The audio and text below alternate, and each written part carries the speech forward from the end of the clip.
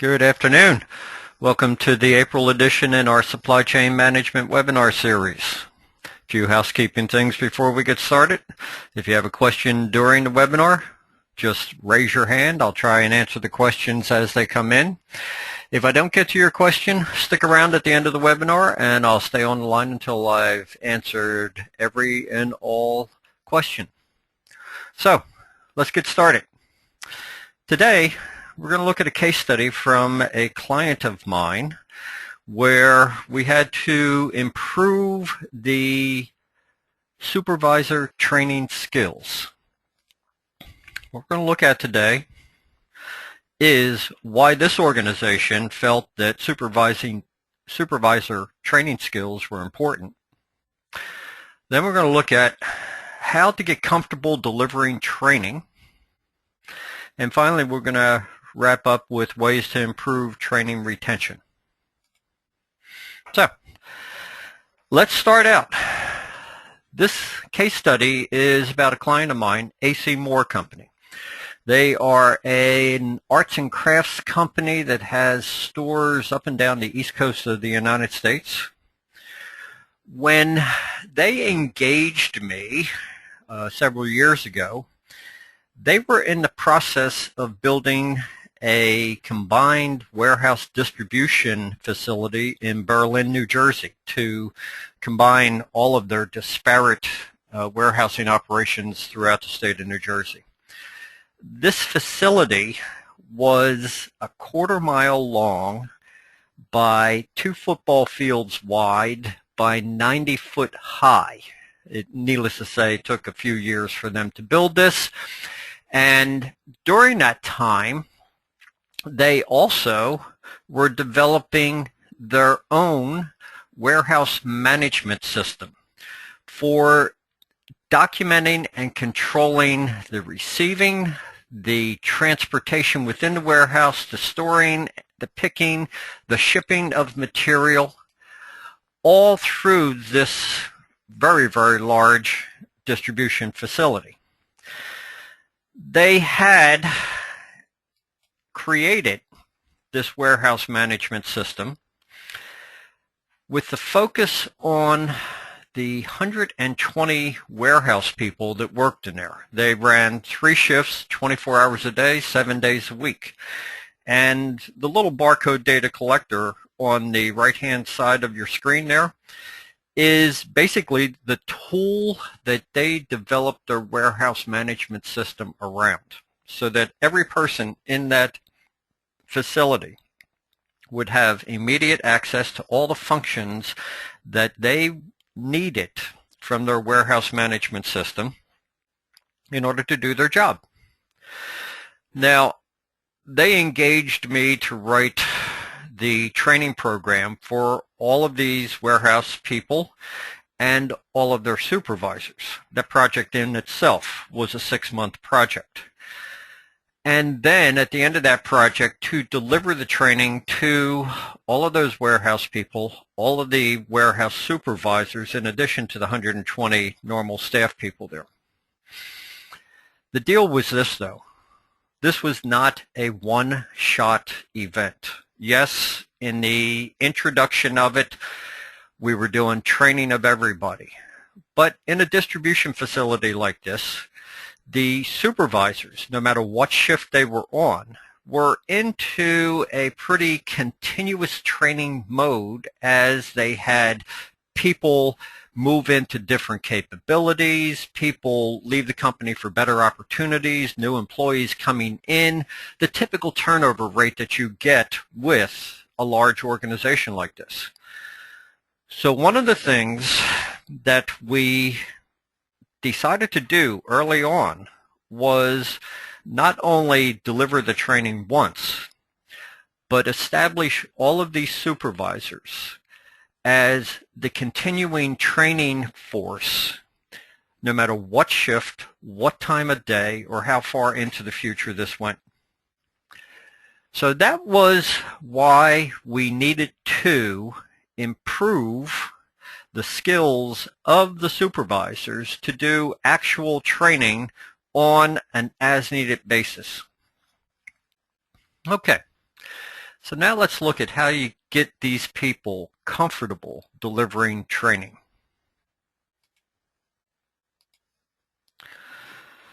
There's an interesting amount of research. It's been around for 25, 30 years. They continue to do studies of this periodically about the things that people are most afraid of.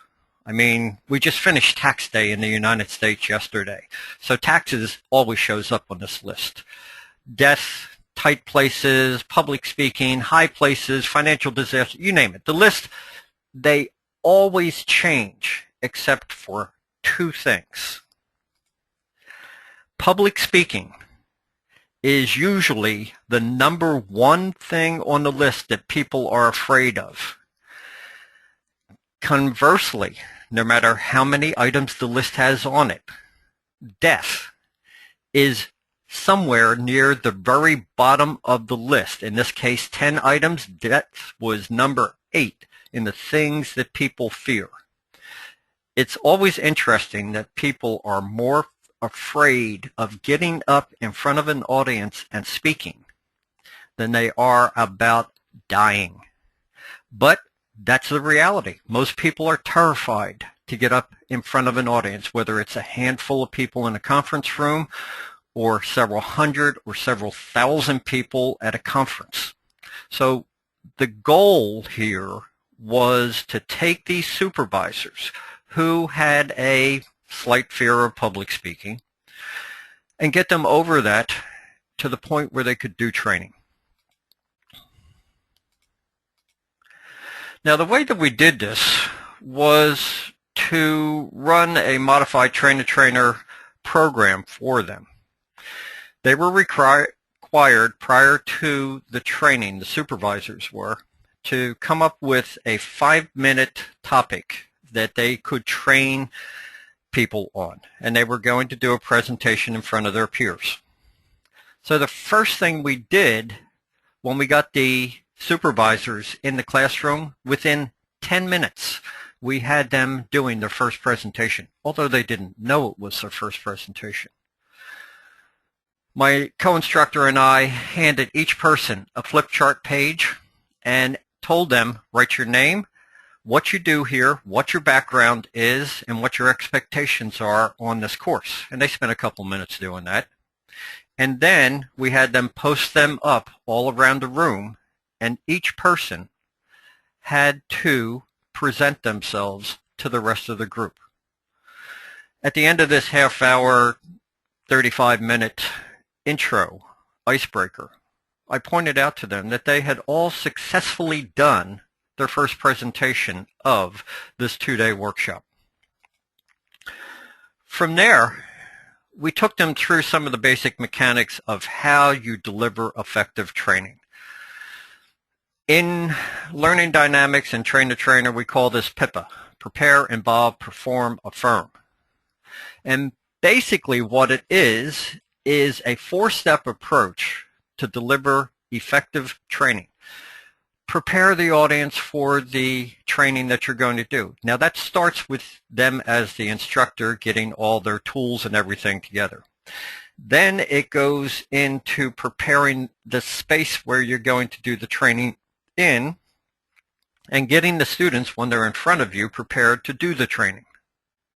The second step that we taught them is to get the students involved. Getting the students involved makes them part owners of the training, and it improves dramatically the success of the training. The third step, get them to perform the training that you just did.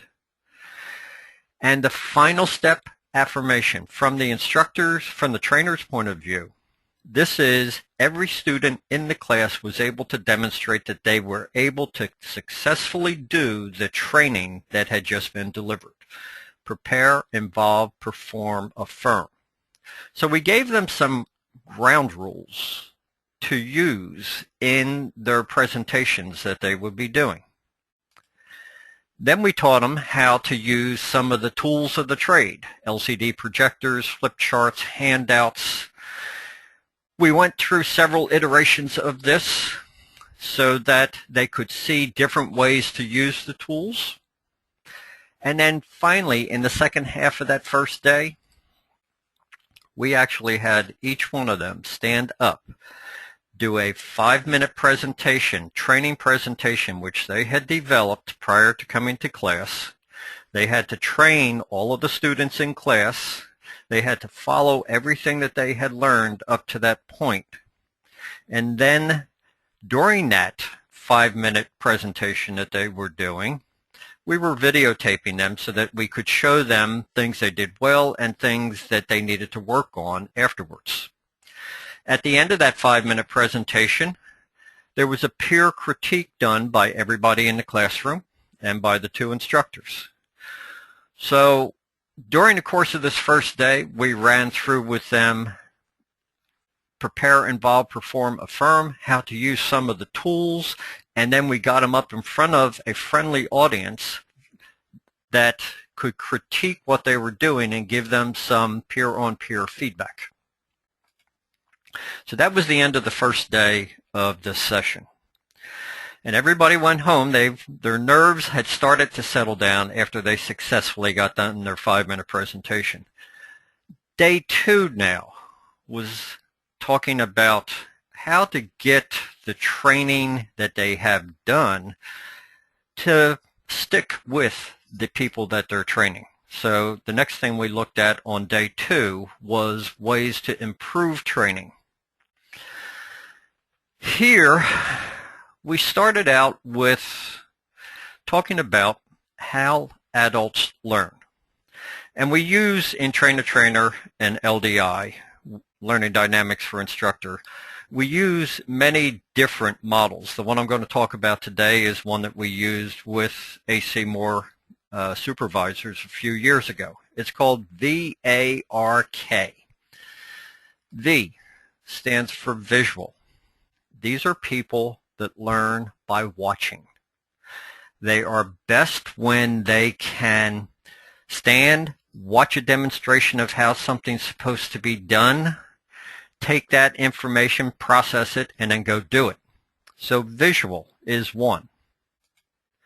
The second type of learning style is auditory. These are people that learn by listening. And it can be listening to an instructor do a presentation. It can be listening to a recorded webinar like we're doing right now. Anything that has audio input.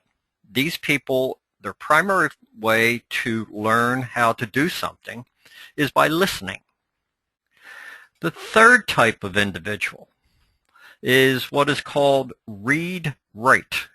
These are the people that learn best by studying books, by reading books by themselves, or they're the type people that learn by writing things down. In one of my classes over the years, one of the CPIM classes that I taught, I had this woman who would take copious notes. I mean, she would fill in a 3-hour class at least 15 pages with notes, tightly written, single space. And one day during a break, we were talking about how she learned, and she said to me, the only way that this sticks is if I write it down as it's going along.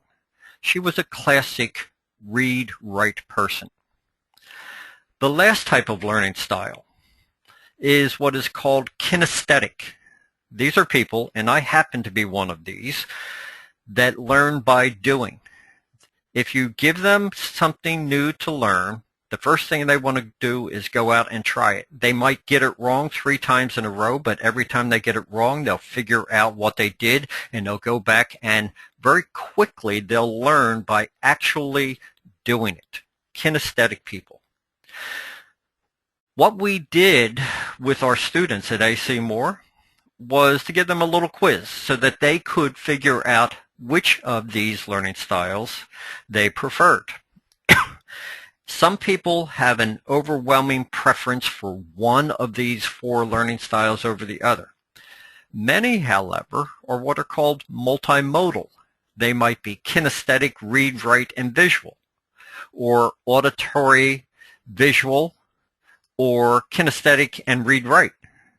So there is no right or wrong way to learn here. It just gave them an appreciation for how they learned, and the whole purpose of that was to help them understand that as they're delivering training, the people they're training also have a unique way of learning, and they have to develop their training to touch all 4 of these different learning styles in the same lesson if possible.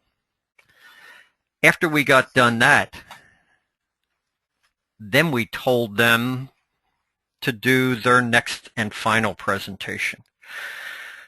We spent most of the second day doing 10-minute presentations on a training topic. They did a presentation. A lot of times it was just an expanded version of their 5-minute presentation with the things that they had learned over the past day and a half.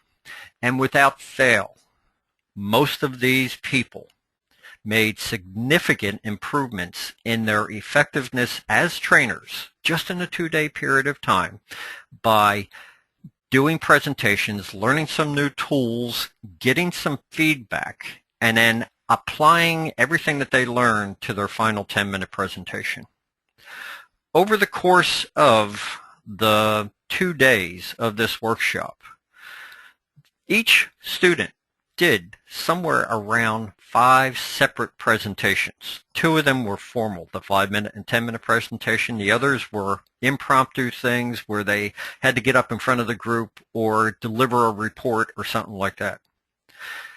At the end of the 2-day workshop, we had taken this group of 24 people, and some of them were extremely reluctant to be in a position of having to do formal training as part of their job.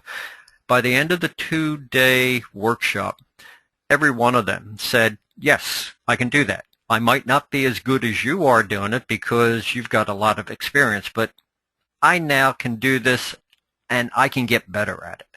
That was what we were trying to achieve with this supervisor training, was establishing this core of qualified, confident supervisors that could, as years went on, do the on-site training as needed for all of these people as they process through the different positions in AC Moore. So that's it. If there are any questions, I'll take them now.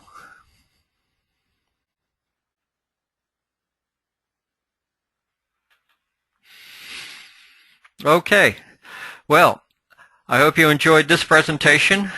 Our next webinar is on May 21st, and on that one we're going to be looking at the relationship between safety stock and service levels.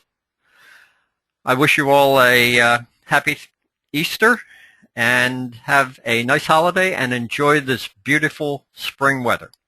Thank you all. Good day.